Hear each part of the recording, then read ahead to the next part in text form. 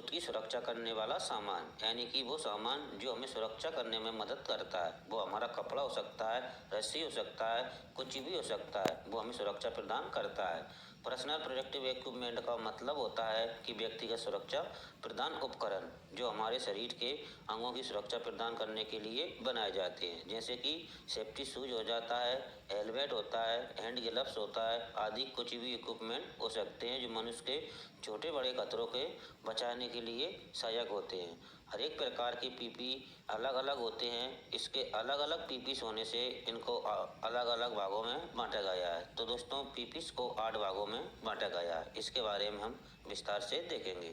Number 1 पर आता है हेड प्रोटेक्शन। हेड प्रोटेक्शन यानी कि सिर की सुरक्षा। नंबर 2 पर आता है हैंड प्रोटेक्शन। हैंड प्रोटेक्शन यानी हाथ की सुरक्षा। और नंबर 3 पर आता है आई एंड फेस प्रोटेक्शन यानी कि आंख और चेहरे की सुरक्षा। और नंबर 4 पर आता है रेसिप्रेटिन प्रोटेक्शन यानी कि श्वास प्रश्वास सुरक्षा। और नंबर 5 पर आता है हेयरिंग प्रोटेक्शन यानी कि श्रवण सुरक्षा। और नंबर 6 पर आता है बॉडी प्रोटेक्शन यानी कि शरीर की सुरक्षा। और नंबर 8 पर आता है हाई एंड एक्सिस प्रोटेक्शन यानी कि ऊंचाई की पहुंच पर करने वाले सुरक्षा। तो ये हमारे 8 प्रकार के पीपीस होते हैं। 8 भागों में बांटा गया है। प्रत्येक पीपीस के बारे में हम विस्तार से देखेंगे।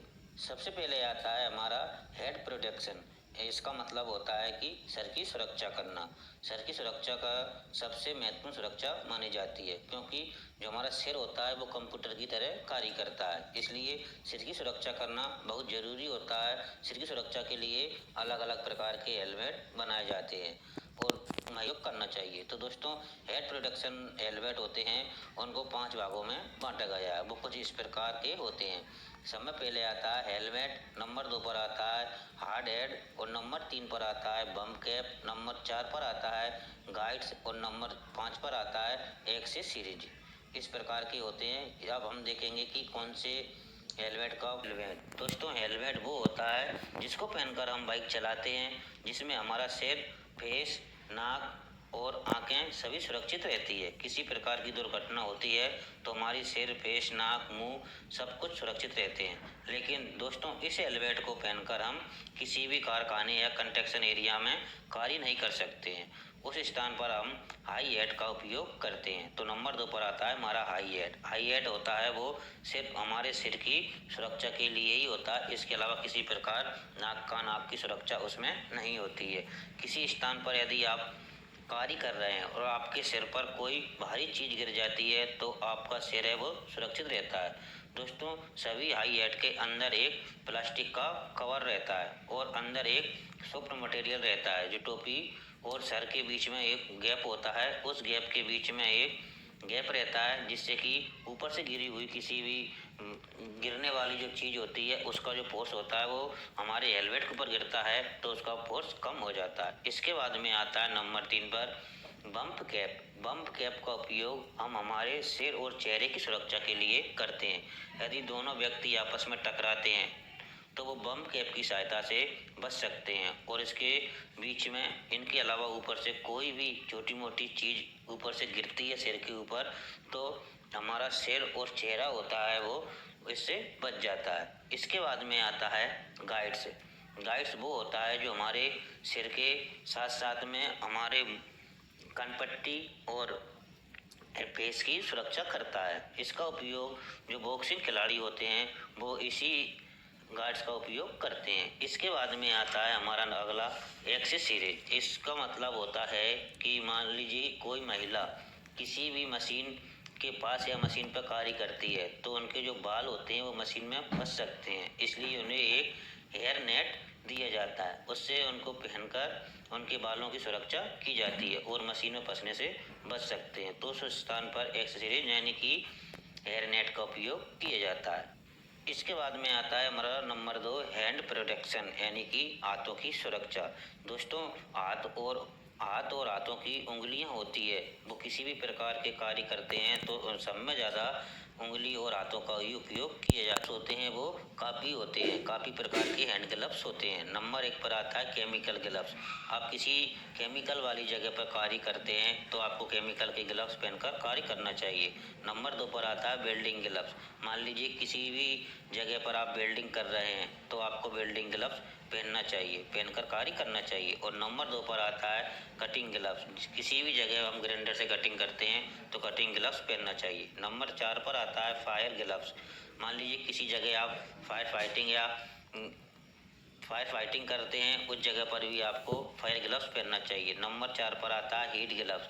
मान लीजिए कि आप किसी गर्म चीज़ को उठा रहे हैं तो उस जगह पर हमको हीट ग्लव्स पहनना चाहिए। और नंबर 6 पर आता है इलेक्ट्रिक ग्लव्स, यानी कि आप किसी भी इलेक्ट्रिक कंपनी या इलेक्ट्रिक सामान बनने वाले उपकरण की कंपनी में कार्य करते हैं, किसी इलेक्ट्रिक काम करते हैं तो हमको इलेक्ट्रिक जो ग्लव्स होते हैं उन्हें पहनना चाहिए। और नंबर 7 पर आता है मेडिकल ग्लव्स। मेडिकल ग्लव्स जब हम किसी भी हॉस्पिटल या किसी भी जगह पर कार्य करते हैं तो हमें मेडिकल ग्लव्स पहनना चाहिए। तो दोस्तों, ये हाथ की सुरक्षा के लिए इतने प्रकार के उपकरण होते हैं, इनको हम कार्य करते समय इनको पहनना जरूरी होता है।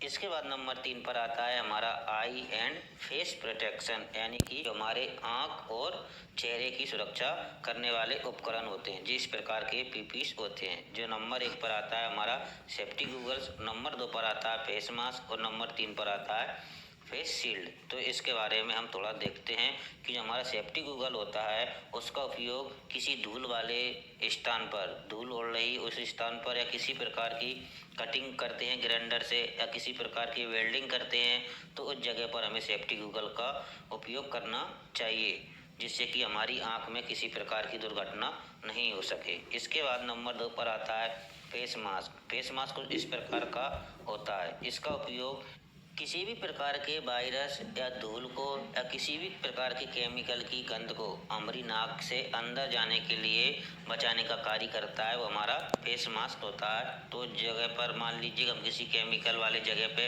या किसी धूल वाली जगह पर हम इस्ट करते हैं तो हमको हमारा जो फेस मास्क होता है उसको लगाना चाहिए। इसके बाद नंबर 3 पर आता है फेस शील्ड। फेस शील्ड को इस प्रकार की होती है कि जो हमारे पूरे मुंह को कवर करती है, जो हमारा ऊपर से लेकर जो हमारा सिर होता है, सिर के कनपट्टी से लेकर नीचे तक का पूरा चेहरा कवर करती है, जो नाक, कान, मुंह और पूरे चेहरे को कवर करती है। इस प्रकार की जो हमारी फेस शील्ड होती है उसका उपयोग करना भी जरूरी होता है।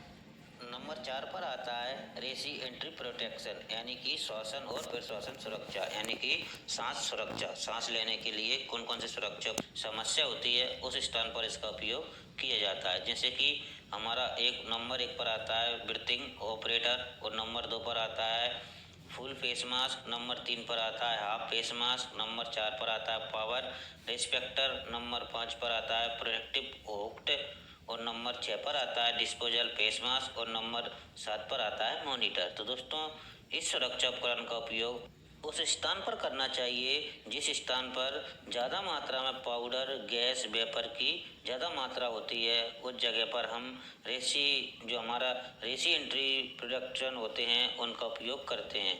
इसके बाद हमारा 5 नंबर का पॉइंट है वो आता है एर्निंग प्रोटेक्शन। एर्निंग प्रोटेक्शन यानी कि श्रवण सुरक्षा। श्रवण सुरक्षा की सहायता से हम हमारी कान की सुरक्षा करते हैं। जिस स्थान पर अधिक मात्रा में साउंड या अधिक ज़्यादा मात्रा में आवाज़ आती है उस स्थान पर हम कान की सुरक्षा के लिए इस प्रकार के उपकरण का उपयोग करते हैं, जो हमारे नंबर 1 पर आते हैं एयर प्लग। एयर प्लग जो एक फोम का बना होता है, जो आप चित्र में देख सकते हैं, इस प्रकार का जो बना होता है, इसे हम प्रेस करके कान के अंदर लगाते हैं और कान के अंदर ये फिट हो जाता है, जिससे कि जो बाहर की आवाज़ होती है वो हमारे कानों के अंदर ज़्यादा नहीं जाती है। और नंबर 2 पर आता है सेमी इनसाइड एयर प्लग। ये कुछ इस प्रकार का प्लग होता है, इसमें दोनों प्लग को एक बेल्ट के द्वारा जोड़ दिया जाता है। इसका उपयोग कम साउंड वाले स्थान पर किया जाता है। और नंबर 3 पर आता है एयर मफ। जो आप देख रहे हैं इसे इस प्रकार का एयर मफ होता है। ये एयर मफ जो हमारे हेड होता है, हेड के ऊपर से इसको लगाया जाता है और जो हमारे कान होते हैं, कान के ऊपर इसको फिट कर दिया जाता है। इसका उपयोग जो जिस जगह पर तेज़ आवाज़ होती है उस तेज़ आवाज़ को रोकने के लिए किया जाता है। अगला नंबर 6 पे हमारा पॉइंट आता है सुरक्षा के लिए उनका उपयोग किया जाता है, जैसे कि अधिक तापमान में जाना, हमारे पैर का कुचल जाना, छेद हो जाना, पैर का फिसल जाना, पैर का कटना और रासायनिक केमिकल से बचना और इसके साथ में किसी बिजली से बचना। तो इन सभी दुर्घटना से बचने के लिए कुछ सुरक्षा उपकरण होते हैं, जैसे कि नंबर 1 पर आता है हमारा सेफ्टी बूट या सेफ्टी शूज और नंबर 2 पर आता है एंटी स्टैटिक फुटवियर। तो ये दो प्रकार के होते हैं। जो हमारा सेफ्टी शूज होता है, सेफ्टी शूज के आगे दिया जाता है, जिससे कि उसके ऊपर कोई भारी सामान गिरता है तो जो हमारा पैर होता है वो कुचलने से बच जाता है। इसके बाद में आता है हमारा anti static shoes. Anti static shoes होता है वो कुछ इस प्रकार का बनाया होता है, जो हमारे शरीर के अंदर शरीर चार्ज होता है, उस चार्ज को वो बाहर निकाल देता है और हमारा शरीर होता है उसे वो डिस्चार्ज कर देता है, जिससे कि हमें किसी प्रकार की इलेक्ट्रिक या करंट लगने की संभावना नहीं होती है। इस स्टैटिक जो हमारा एंटी स्टैटिक शूज होता है उसका उपयोग सब में ज़्यादा इलेक्ट्रिक कंपनियों में किया जाता है। जिस जगह पर इलेक्ट्रिकल के इक्विपमेंट बनते हैं उस जगह पर सब में ज़्यादा इस शूज का उपयोग किया जाता है।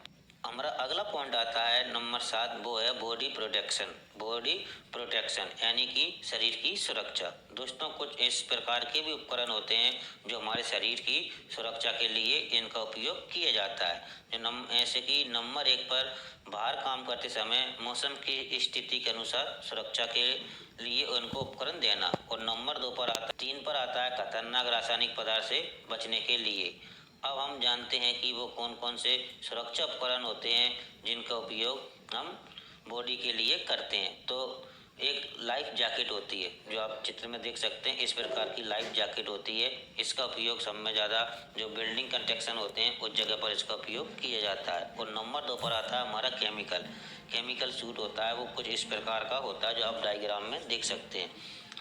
केमिकल सूट का उपयोग जिस स्थान पर किया जाता है और जिस स्थान पर केमिकल का उपयोग सब में ज़्यादा किया जाता है, केमिकल को एक स्थान से दूसरे स्थान तक ले जाने के लिए या उसे ड्रम में से निकालने के लिए या किसी भी प्रकार का केमिकल से कार्य करते हैं, केमिकल का कार्य करते हैं, तो हमें केमिकल सूट पहनना जरूरी होता है। और नंबर 3 पर आता है फायर सूट। जो फायर सूट आप इस डायग्राम में देख सकते हैं, ये इस प्रकार का सूट होता है जिसे फायर फाइटर या अधिक ज्वालामुखी विशेषज्ञ होते हैं, उन्हें उच्च अधिक तापमान में जाना पड़ता है, तो उस जगह पर फायर सूट का उपयोग किया जाता है। दोस्तों अंतिम पॉइंट है हमारा, वो है हाइट प्रोटेक्शन यानी कि ऊंचाई वाली जगह की सुरक्षा। दोस्तों हम किसी ऊंचाई वाली जगह पर कार्य करते हैं तो हमें जो ऊंचाई वाले पर कार्य करने वाले जो उपकरण होते हैं, जो हमारे पीपीस होते हैं, उसका उपयोग करना चाहिए। तो नंबर 1 पर आता है हमारा फुल अरेस्ट सिस्टम और नंबर 2 पर आता है बॉडी हार्नेस और नंबर 3 पर आता है लोअरिंग हार्नेस और नंबर 4 पर आता है रेस्क्यू लिफ्टिंग। तो ये 4 प्रकार के होते हैं, इन चारों प्रकार का अलग अलग उपयोग किया जाता है। तो दोस्तों जो हमारे सेफ्टी हार्नेस होते हैं उसका उपयोग हम